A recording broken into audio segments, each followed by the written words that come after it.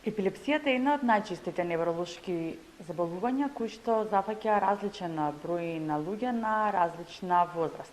За тоа како се манифестира епилепсијата, како може да им помогнеме на луѓето кои што имаат епилепсија, ова утро ќе разговарам со доктор специјалист по неврологија од клиничката болница Аџи-Бадем Систина, доктор Ванчо Георгиев. Најпрво ќе ви посакам добро утро, да го одбележиме овој ден кој што е во чест на Виолетов ден кој што го нарекуваат 26 март, малку подоцна го одбележуваме, но сепак е во чест на лицата со епилепсија, односно подигнување на свеста за епилепсијата. За епилепсијата, така. Докторе, што представува епилепсијата?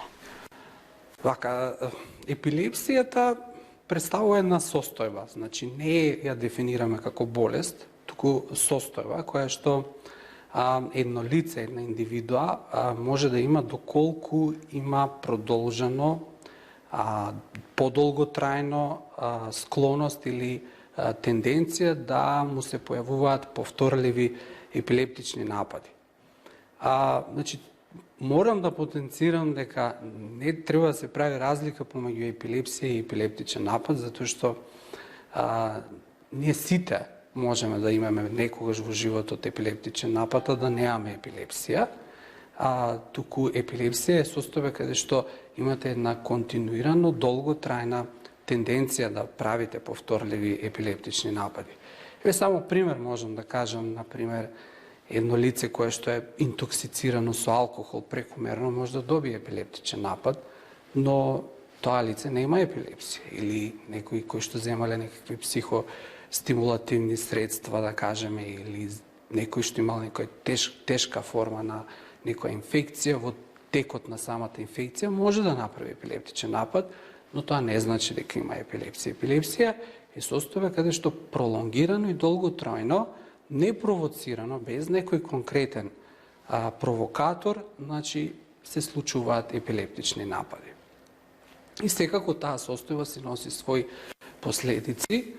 Тоа се невробиолошки последици, меѓутоа и психолошки последици кај таа индивидуа, когнитивни, посебно кај децата во детската возраст, кога имаат потешкоти во стекнување на нови знаења и нови вештини, токму поради честите епилептични напади, и исто така социјални потешкоти и последици поради самите епилепсии.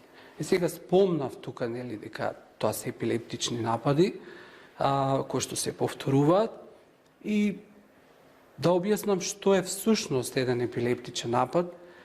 Тоа е значи едно транзиторно или привремено појавување на некакви невролошки симптоми и знаци, кои што не се постојано присутни, значи траат одредено кратко време, а кои што се директно резултат на една прекумерна, ненормално силна, синхронизирана електрична активност која што се појавува во мозокот.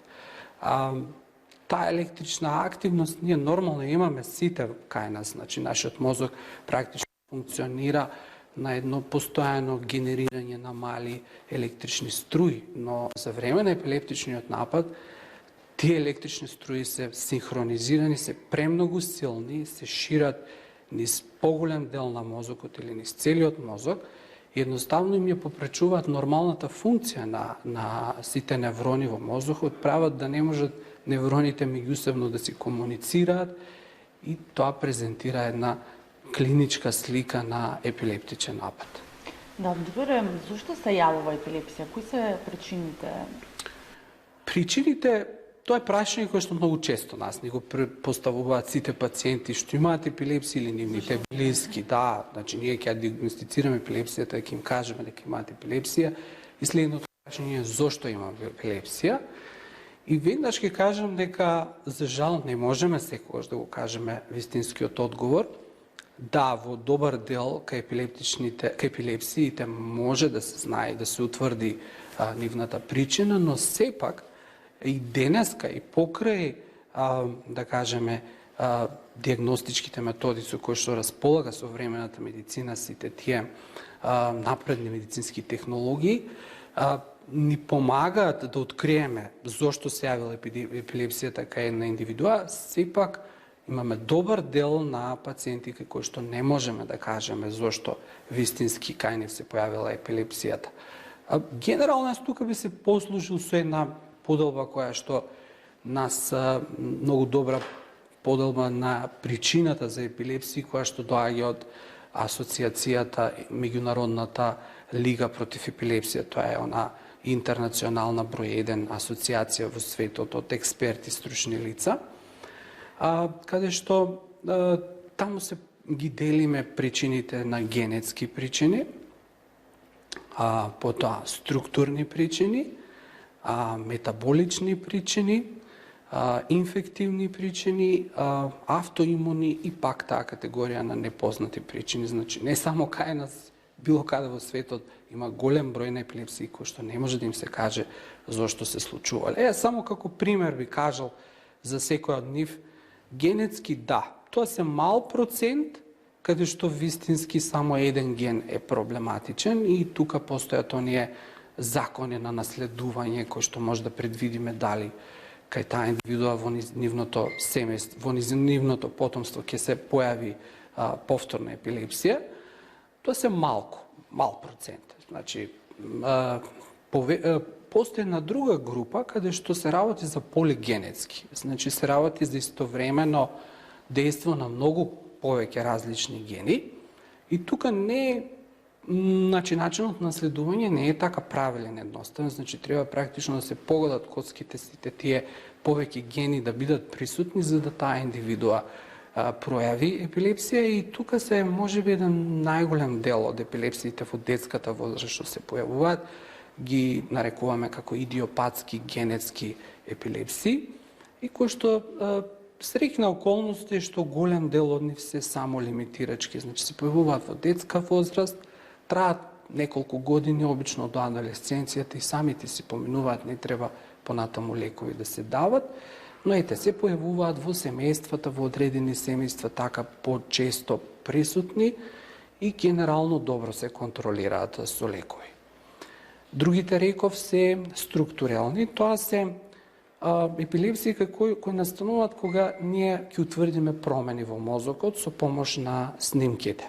Значи на оние така наречени неуроимеджинг методи, денеска пред се магнетната резонанца, предничи во тој правец и благодарение на развојот на техниката ние сега можеме да откриеме многу помали, поситни промени во мозокот кои што можат да ни укажат дека тие се тие виновници за појавување на епилепсијата кај таа индивидуа. Еве, само пример да кажеме, една индивидуа што имала мозочен удар,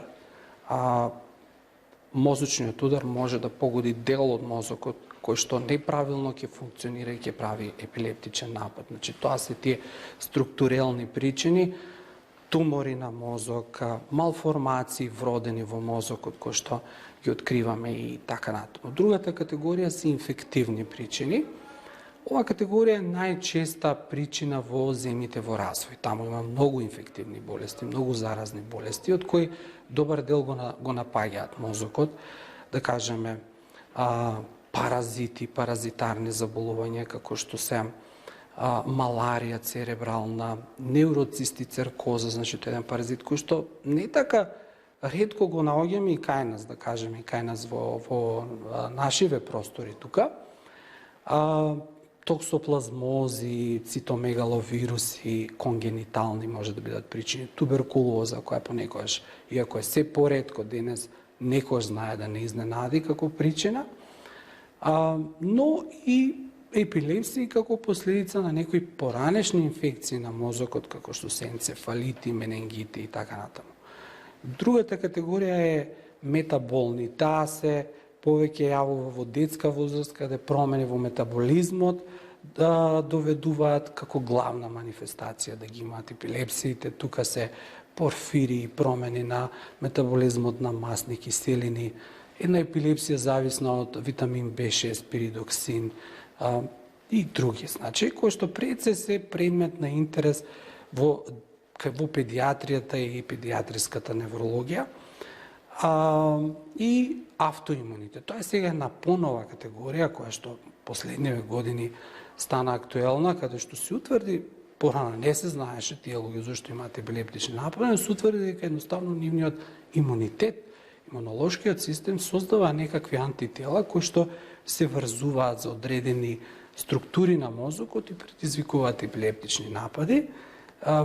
И благодарение на тие нови, сега постојано нови антитела се откриваат, ние можеме да откриеме што е причината, па и соодветно да реагираме, затоа што прилично добро се третираат тие типови на епилепсија.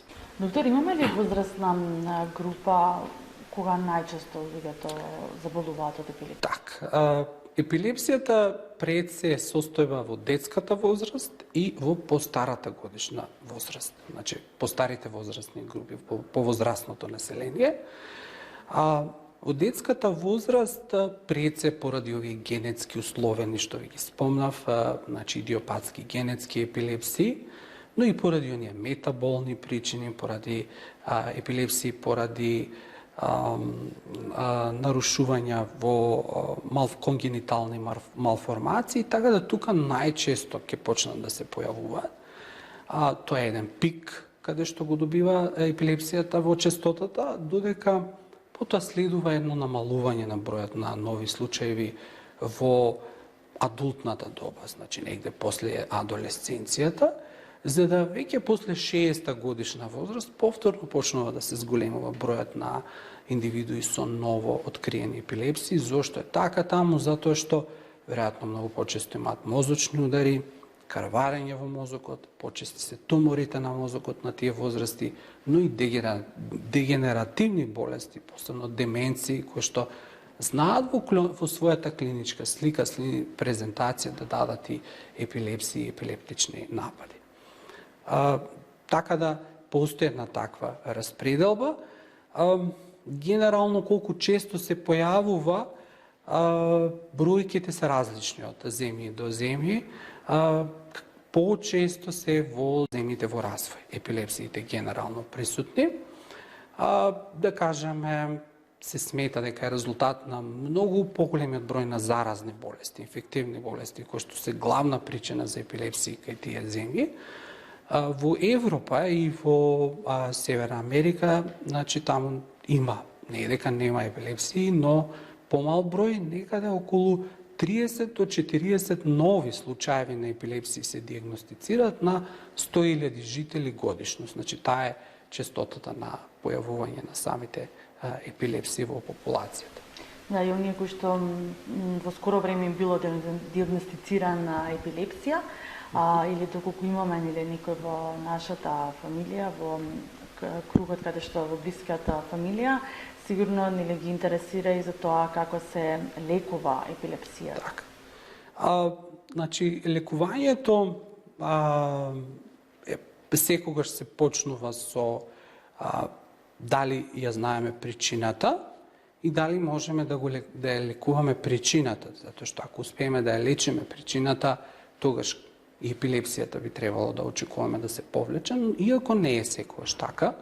Да кажеме еден пациент кој што има мозочен удар и да, се појавила епилепсија после мозочниот удар, ние даваме лекови, терапија за мозочен удар, мозочниот удар завршува практично, пациентот влегува во една фаза на рехабилитација, но продолжува да има епилепсија и потоа. Така да, во такви случаи, кога практично не можеме да делуваме на причината, ние даваме лекови за епилепсија, така наречени антиепилептици. Но и тоа е оној нормален прв пристап во лечење.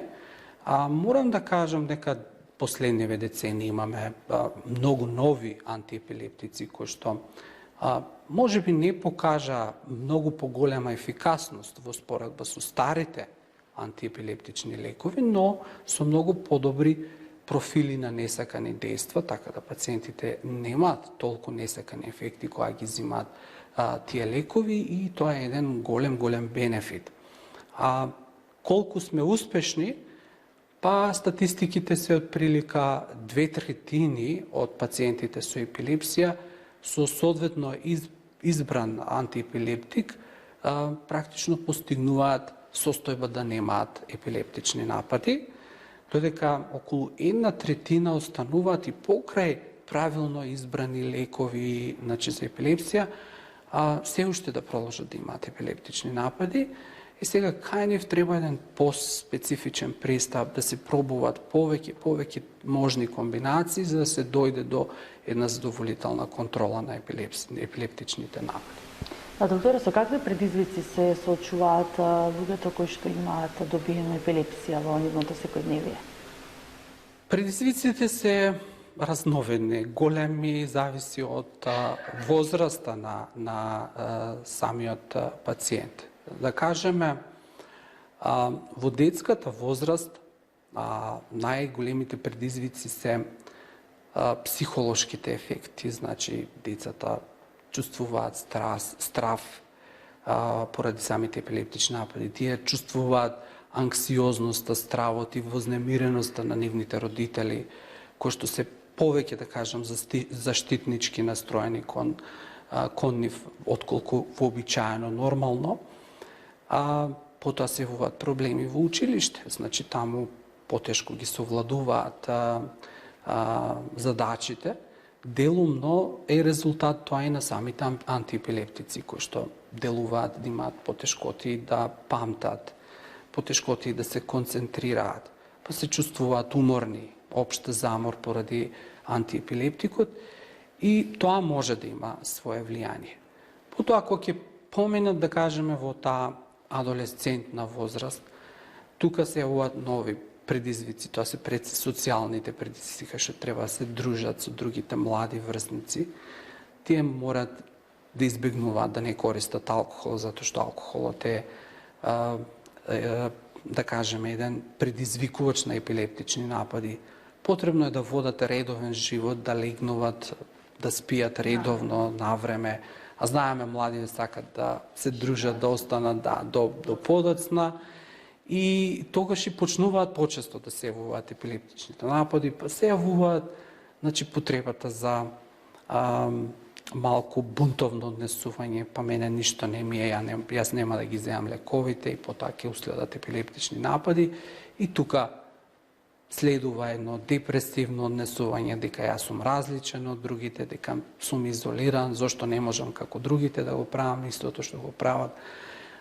И така, значи, потоа следуваат предизвици на работа, за жал, да кажеме, дел не можат да управуваат со моторно возило.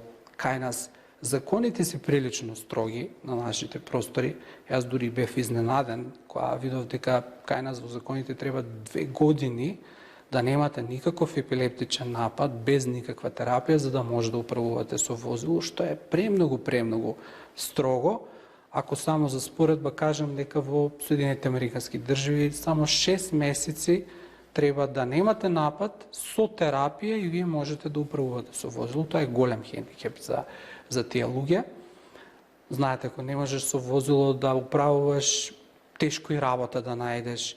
Потоа ограничени се во некои работни професии, каде што, например, треба да биде на работи во офиси, во некои производствени погони, каде што поради епилептичните напади може да се повреди.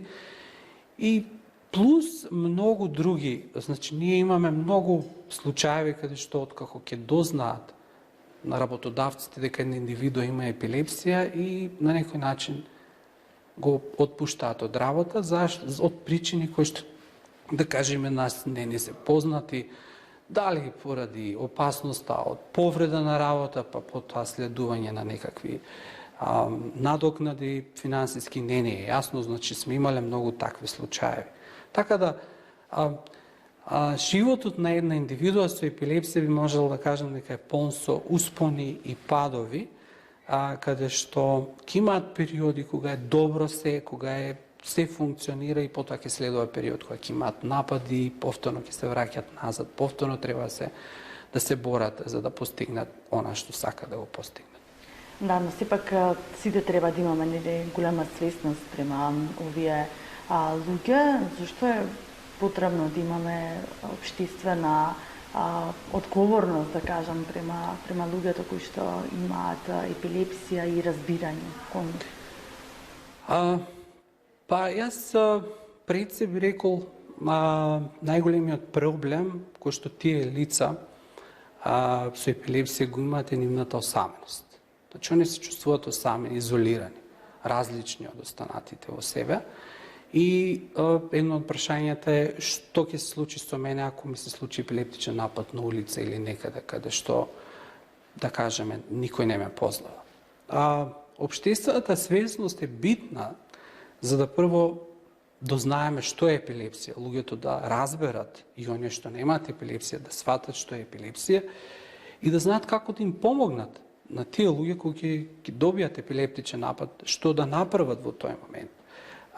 Јас овде би искористил таа прилика да потсетам дека не треба да бегате од човекот кој што има епилептичен напад, треба да останете покрај него да му помогнеме. Значи, во најголем број случаеви, значи, и не се големи напади, ќе почекате да се смири нападот и потоа да му објаснете што му се случило на еден тивок начин, без паники да се криваат. Ако имало во близина луѓе што паничат, да ги смирите, да им кажете дека не треба да криваат паника, ќе заврши нападот, ќе му објасните, ќе го прашате како се чувствува, дека имал епилептичен напад, дека ќе проверите да не е повреден, да не се повредил нешто, доколку видите дека се повредил, ќе побарате брза помош да дојде. Но ако нема ништо од тоа, едноставно понудете му да повикате такси или некој пријател да дојде да го однесе до дома, значи на безбедно. Ако има напад во самиот момент, оние големите генерализирани тонично-клонични напади, треба само да му се помогне да безбедно некако се спушти на под на земја, да не се повреде при тоа паѓање, да се сврти на страна, на бочно, затоа што така полесно ќе дише пациентот. Ако има нешто тврдо, некои остри предмети да се тргнат за да не се повреди за време на нападот, сите оние грчења, трзаи, треба да се остават, да се случат. Значи, тие ќе завршат сами од себе. И битно е да забележите кога почнал нападот, времето, затоа што преку 90% ќе завршат за 5 минути и не треба ништо посебно. Но ако видите дека нападот трае повеќе од 5 минути, тогаш треба да побарате помош, да викнете брза помош. Или ако се случуваат серија завршил, пак веднаш повторно уште еден, пак треба да се повика брза помош. Ако е нешто, да кажеме, има околу вратот, да се ослободи малце вратот, да може да дише. А што не треба да правиме, а многу често го прават луѓето, е насилно ги држат, да немаат трзаи, да немаат движења, контракции пациентите, им пикаат прсти во устата, за да не го проголтат јазикот. Веднаш ќе кажам, тие никогаш нема да го проголтат јазикот, затоа што јазикот не го губи тонусот, цврстината во тој момент. Исто така, не треба да му се нуди нешто, и не треба се прави реанимација никако, значи вештачко дишење во тој момент или масажа на срце, значи воопшто не се работи за таква состојба и да не им се дава течност или вода да пијат кога се уште не се доволно освестени. Тоа е се што можеме да направиме и ќе биде многу значајно на тие луѓе, значи доколку знаеме точно што правиме и како правиме. Понатака свесноста е кога ќе се подигне, би било на следниот еден апел, да кажеме, до нашите невладени организации и владиниот сектор малку да поработи на тоа да се зајакнат групите на поддршка, значи за тие луѓе, да може да се организираат они меѓу себе, значи индивидуите со епилепсија, семејствата со епилепсија, затоа што они едни со други ќе соработуваат, ќе дознаваат искуства, како јас се справувам во тој случај, како вие се справувате во тој случај. Така учат, така се учат луѓето како полесно и не се чувствуваат осамени во тоа. Па и сите други предизвици, например, околу вработување, околу евентуално некои легално правни проблеми, околу бркање од работа, може да си помогнат на тај начин многу повеќе. И секако фондации кои што треба да помогнат за да можат тие организации да функционираат. Тоа е она што е потребно за да се развие таа свесност. А како може секој од нас како индивидуа да придонесе да се подигне свеста за токму за оваа болест, односно за луѓето кои што страдаат од епилепсија? Пејте, јас би рекол секој од нас барем малку да се заинтересира за тоа што е епилепсија, да малку се заинтересира како може да помогне на некое лице со епилепсија и еве би го искористил овој повод 26 март, кој што сметам дека е еден многу добра идеја, значи потекнува од едно девојче од епилепсија што била болна од епилепсија, која што дала таква идеја на тој ден сите да носиме виолетова боја. И кога ќе не прашат зошто ја носиме виолетовата боја, за да обележаме дека денеска е денот за епилепсија и да зборуваме за епилепсијата. Значи да не биде тоа некоја табу тема, нешто мистично, нешто што не треба да се каже, за да може тие луѓе да не се чувствуваат усамени. Јас пак ќе кажам, многу познати луѓе имале епилепсија, за кои што ние воопшто не сме свесни.